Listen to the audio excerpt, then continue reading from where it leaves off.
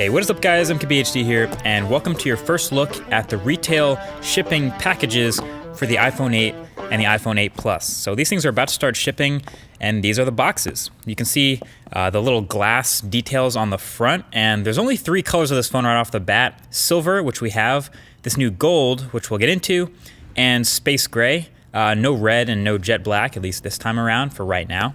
But the small detail you may have noticed, the box for this new gold colored iPhone, which I'll call it like a blush gold, is actually not white. It's an off-white, like the cream color on the back of the phone. So the more you know. But either way, let's dig into the iPhone 8 first. So it's a pure white box, and you get your paperwork up top above the phone, and then the iPhone itself. So pretty much identical to last year.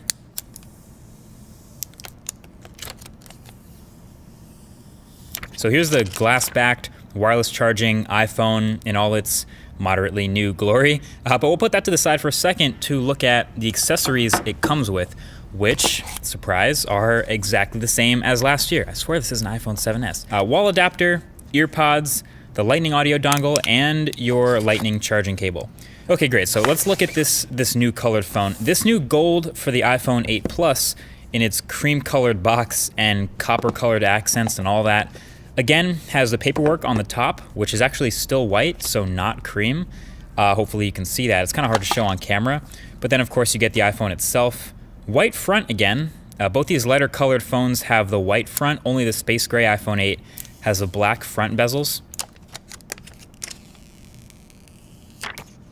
So long story short, these both look very familiar because they're super similar to last year in design. The glass back is new, obviously, but you have identical dimensions to iPhone 7, so any cases you have from that phone will also work with these.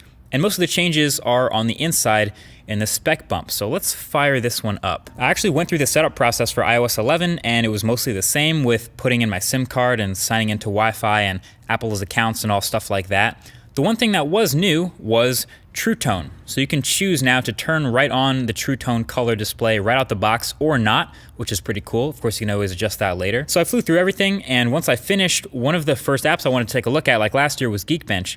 And Geekbench 4 here says iPhone 8 Plus with the A11 Bionic chip has 3 gigs of RAM again, compared to the 6 or 8 gigs that we're seeing in some Android phones now.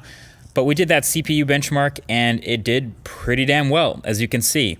So it comes out with a comparable multi-core score to the Snapdragon 835 in this Note 8, but a massive single-core score, which is awesome for everyday activities like dinking around the user interface and quick animations and things like that. So that's good to see. And you also might notice the iPhone's display looking a little warmer here. Here is the toggle for the True Tone display responsible for that on iPhone 8. Me flipping the switch here doesn't make a huge difference on the camera since my video lighting is pretty much on point. But the True Tone will make a bigger difference in places like outdoors or with more harsh lighting, so that's something we'll explore more in the full review. But that's pretty much what's new with the iPhone 8 first experience. I think the best way to appreciate the slightly new design is to have it next to the same color iPhone 7, which you can see had, since it's metal, like a bit more texture to the aluminum back. You can actually feel the cutout for the Apple logo, where on the iPhone 8, this new one, it's more under the glass, so you can't feel it by running your finger over it. And also there's no FCC markings on the bottom of the new iPhone, which is why it looks cleaner. And it's just a bit heavier feeling because glass is, after all, a heavier material than metal.